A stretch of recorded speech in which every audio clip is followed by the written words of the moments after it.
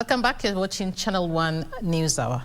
Now, in other news, Lawrence Warunge, the man accused of killing his family members, will spend the next 14 days in custody as detectives piece together evidence in the alleged gruesome homicide. Njoroge and his girlfriend have been remanded at the Muthaiga police station after Njoroge allegedly confessed to the police that he was behind the killings. On Monday, Chief Government Pathologist Johansen Odur conducted a postmortem on the 5 victims, saying they bled to death after sustaining numerous stab wounds and blunt force trauma.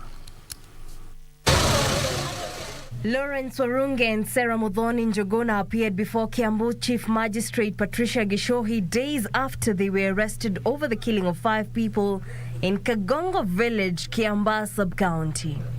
Chief Magistrate Patricia Gigiri directed the 2 suspects be remanded for a fortnight as detectives unravel the circumstances that led to the gruesome murder. I've also considered that if the suspects are released, their lives may be in danger due to the gravity of the offense. Besides, the 2 minors who are siblings to the first respondent may also be in danger if the suspects are released. The investigations remaining also require substantial time to be completed.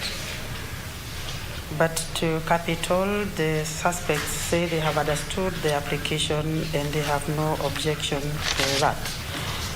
So in the circumstances, I allow the application for remand as prayed regarding the police stations indicated, and I remand them for a period of 14 days.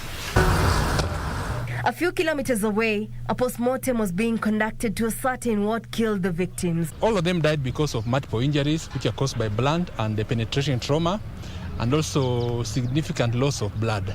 It's most likely that the weapon which was used on all the victims. From the stab wounds, looked like it was the same weapon. And of course, there were multiple weapons, because there were injuries caused by blunt weapon, which was so mostly on the head. Chances are very high it was one attacker. But if you are more than one, probably the weapon used was similar. Warunge allegedly confessed to the police that he was behind the killing of 4 members of his family and a mason. In Kajiado County, the suspect in the murder of a 33-year-old has been remanded for 14 days to allow police wrap up investigations. The deceased is said to have been with the suspect on Thursday night before her body was discovered by her house help in the bedroom. Of how they are implementing. Meanwhile, Interior Cabinet Secretary Fred Matiang'i has directed the Immigration Department to commence an audit of all foreign investors in Kenya.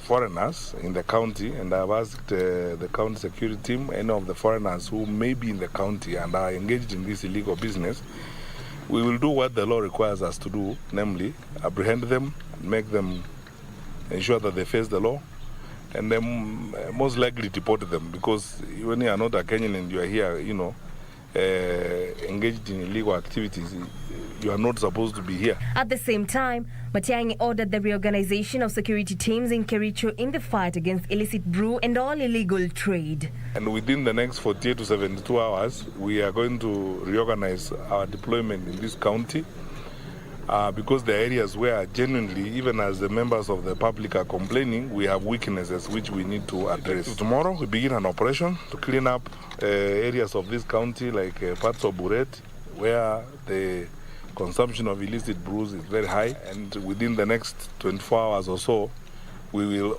address some of the challenges that have been raised related to gambling and the illicit business related to this. Reporting for Channel 1 News, I'm Jackie Wambiru.